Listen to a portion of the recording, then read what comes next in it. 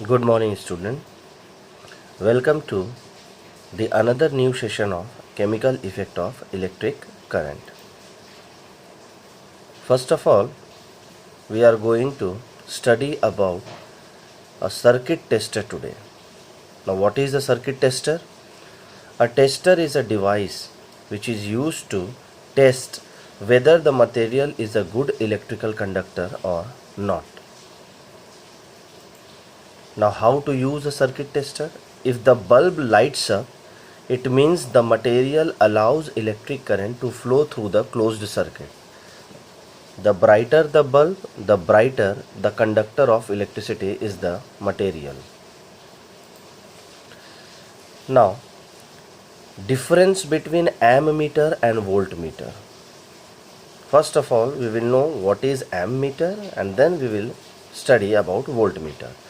An ammeter is a measuring instrument used to measure the current in a circuit. ammeter एक ऐसा device है जिससे current को major किया जा सकता है. Electric current are measured in amperes. voltmeter. A voltmeter is an instrument which is used for measuring electrical potential difference between two points in an electric circuit. voltmeter एक ऐसा device है जिससे किसी भी इलेक्ट्रिकल सर्किट के दो point के potential difference को मापा जा सकता है या मेजर किया जा सकता है. लेकिन उसके पहले we have to understand what is a potential difference. हमें ये जानना होगा कि पोटेंशियल डिफरेंस आखिर है क्या. पोटेंशियल डिफरेंस का जो है डेफिनेशन आप अच्छे से सुनिए. It is the amount of work done in moving a unit charge from one point two another. यानी एक यूनिट चार्ज को एक पॉइंट से दूसरे पॉइंट में ले जाने में जितना भी वर्क डन होता है, काम होता है, जितना भी समय लगता है, उसी को कहा जाता है potential difference. It is the amount of work done in moving a unit charge from one point two another. Potential difference is measured in volt. Potential difference को वोल्ट में मेजर किया जाता है. इसीलिए वोल्ट मीटर का इस्तेमाल potential difference को मापने में किया जाता है. Now we are going to study about LED. LED का फुल फॉर्म होता है light emitting diode. It is a device और bulb which glows even at low और स्मॉल करेंट. अगर करंट बहुत ज़्यादा कम हो फिर भी ये एक ऐसा डिवाइस है एलईडी और एक ऐसा बल्ब है जो कि बहुत कम करंट में भी आसानी से जलता हो. देखिए इसके दो एंड्स आप फिगर में देख रहे हैं. One is the smaller and and the another one is the bigger and. इस बिगर एंड को पॉजिटिव टर्मिनल से कनेक्ट किया जाता है और इस स्मॉलर एंड को नेगेटिव टर्मिनल से किया जाता है. एलईडी का फुल फॉर्म होता है लाइट एमिटिंग डायोड. इसके बाद हम लोग बात करेंगे chemical effect of electric current की, जिसमें हम लोग पढ़ेंगे.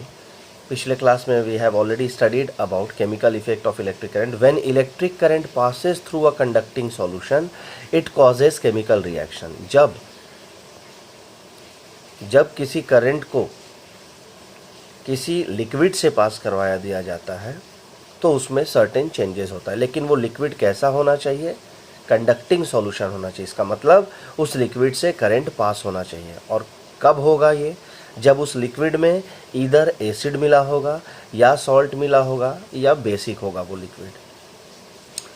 Chemical effect of electric current may cause formation of gas bubbles at the electrodes, deposit of metals on the electrodes, change in colour of the solution. ये तीन चीज़ें जो हैं, ये तीन चीज़ें आपकी होती हैं केमिकल इफेक्ट होने से.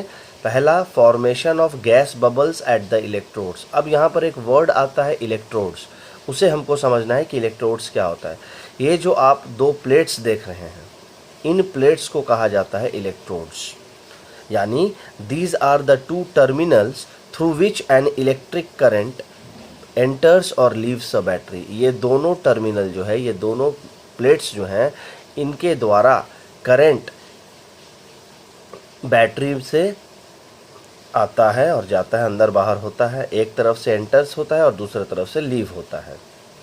तो अगर आपसे कोई पूछे कि व्हाट आर इलेक्ट्रोड्स, तो आपको जवाब देना है कि electrodes are the two terminals through which an electric current enters और लीव्स अ बैटरी।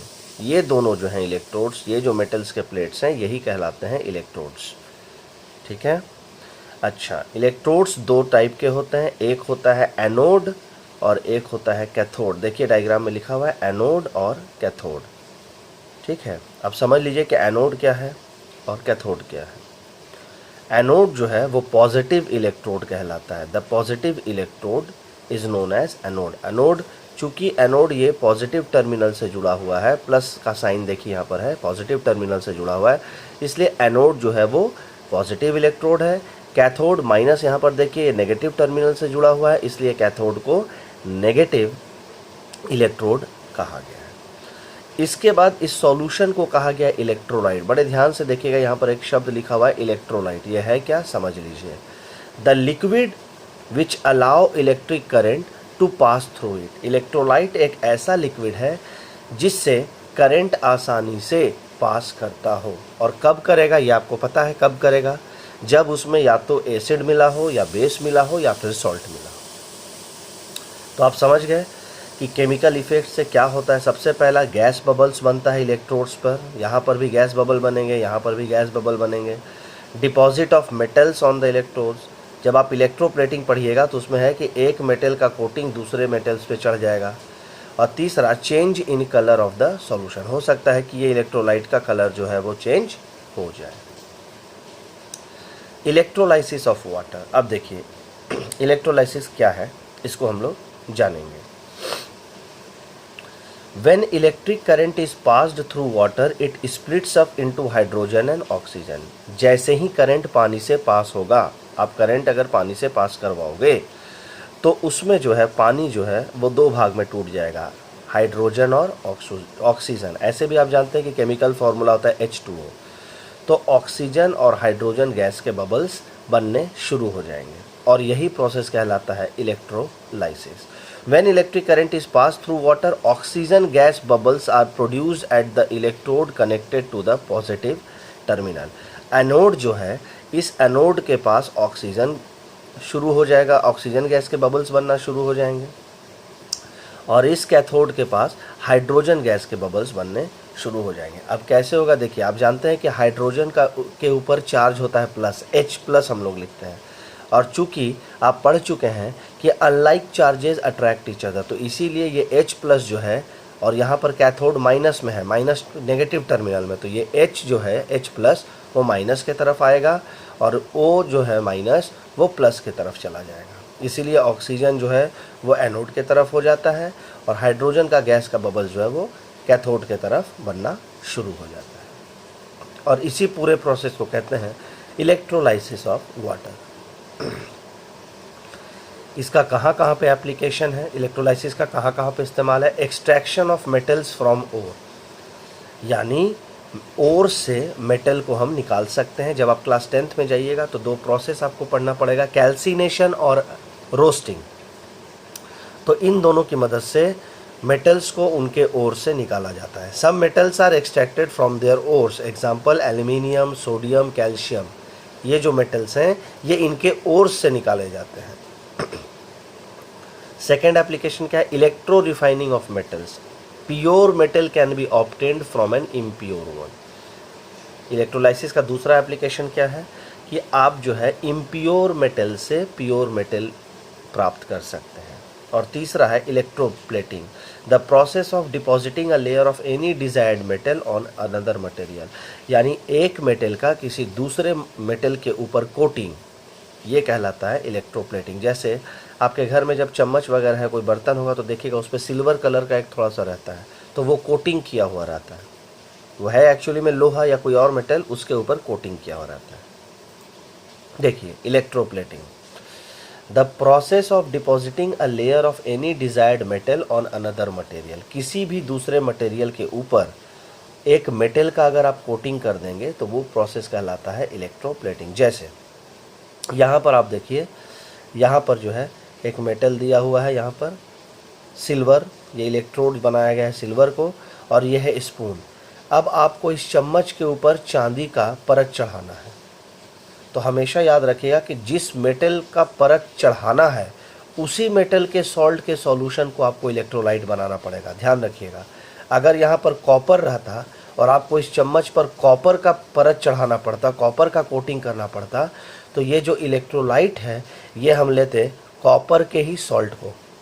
तो कॉपर के सॉल्ट को क्या कहते हैं? Copper sulphate. यहाँ पर सिल्वर है, इसलिए हम इस लिक्विड को सिल्वर के ही सॉल्ट सॉल्यूशन में ये करेंगे, लिक्विड लेंगे, तो ये है AgNO3 यानी सिल्वर नाइट्रेट।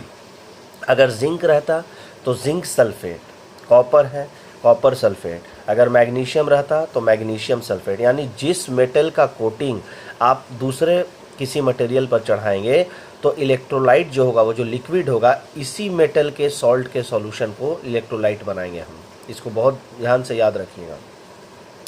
अब यहाँ पर कॉपर का कोटिंग कर रहा है, तो मैंने आपको पहले ही बताया था कि कॉपर के कोटिंग के लिए क्या करना पड़ेगा कि आपको एक कॉपर का लेना पड़ेगा मेटल, और यहाँ पर ये स्पून लगा हुआ है, और ये जो इलेक्ट्रोलाइट है ये भी आपको कॉपर के सॉल्ट को ही बनाना पड़ेगा, यानी copper sulphate CuSO4।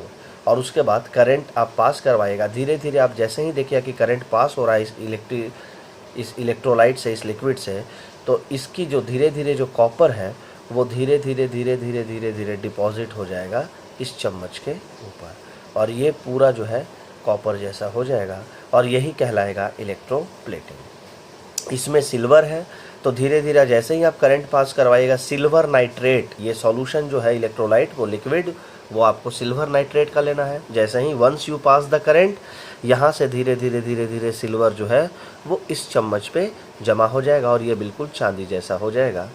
After some time, after few hours, ये बिल्कुल चांदी के जैसा हो जाएगा, और यही कहलाता है आपका electroplating.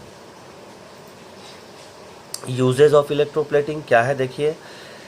Chromium has a shiny appearance and it does not crore. Chromium एक मेटल है जो बहुत चमकीला है, दिखने में बिल्कुल चांदी के जैसा, और ये आसानी से करोड नहीं होता, इसमें पीलापन नहीं आता है। तो क्रोमियम की परत जो है वो चढ़ाई जाती है बाइसिकल पार्ट्स पे। आपके जो रिम होते हैं, साइकिल का रिम, कार का जो होता है पहिया के पास देखिएगा, और आपके नल जो होते हैं, बेसिन वाले नल, taps, gas burner, wheel rims, इस सब में जो है क्रोमियम की कोटिंग करवाई जाती है, बिल्कुल चांदी जैसा लगता है।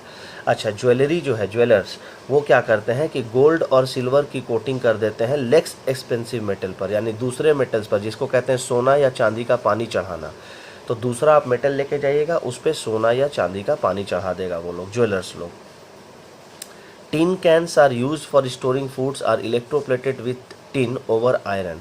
लोहे के ऊपर टिन का परत चढ़ा देते हैं, क्योंकि टिन जो है वो लेस रिएक्टिव है आयरन की तुलना में, और वो जो है उसमें करोजन भी नहीं होता। आयरन में करोजन लग सकता है, जंग लग सकता है, लेकिन टिन में नहीं लगता है।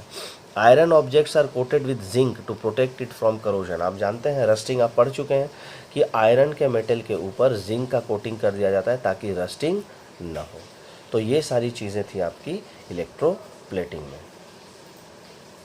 नेक्स्ट आपको असाइनमेंट दिया जा रहा है, ये 7 क्वेश्चंस हैं, इसको आसानी से आपको सॉल्व कर लेना है रफ कॉपी में, और आपको 3:30 से 4 के बीच में पोस्ट कर देना है आपके व्हाट्सएप ग्रुप पर। Once you post the answer, फिर 6 बजे आपको आंसर मिलेगा करेक्शन करने के बाद, और उसको आपको फेयर कॉपी में लिख लेना है। आज के लिए इतना ही for today session, this much is there. अगर वीडियो अच्छा लगे तो लाइक और शेयर ज़रूर कीजिएगा। Thank you.